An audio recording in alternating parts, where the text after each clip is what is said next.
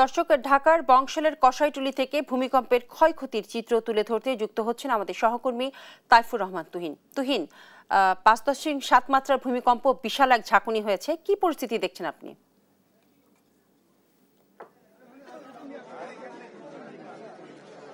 আমার পিছনে যে ভবনগুলো দেখছেন কসাইটুলির, এই ভবনটিতে কিন্তু ভয়াবহ যে ভূমিকম্পর ঘটনা ঘটেছে।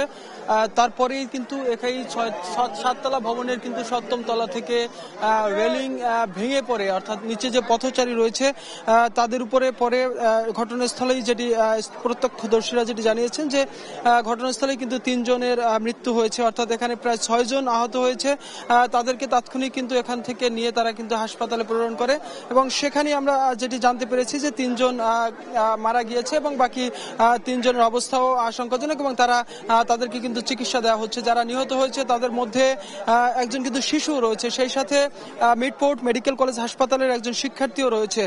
যেটি প্রত্যক্ষদর্শীরা বলছেন যে আসলে সকালবেলা এখানে এই ভবনটির নিচেই একটি বড় গরুর মাংসের দোকান রয়েছে, সেই দোকানে অনেকেই এসেছিলেন যে গোশত কেনার জন্য।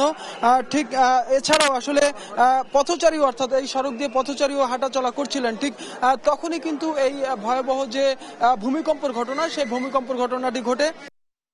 আমরা এই যে ভবনটির সপ্তম তলা ভবনের উপর থেকে কিন্তু রেলিংটি ধসে পড়ার কারণেই কিন্তু আসলে যারা রাস্তায় ছিল তাদের মাথার উপর পড়ে, তাদের উপরে পড়লে তারাই কিন্তু এখানে রক্তাক্ত হয় এবং ভয়াবহ আহত হয়।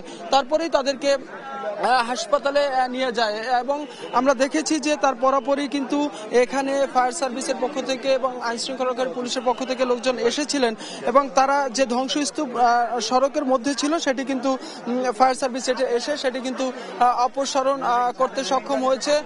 এবং এখন পর্যন্ত আমরা যেটি দেখছি যে আসলে উৎসুক জনতা কিন্তু এখনো ভিড় করে আছে। আমরা যেটি দেখছি, আপনি কি ছিলেন এখানে?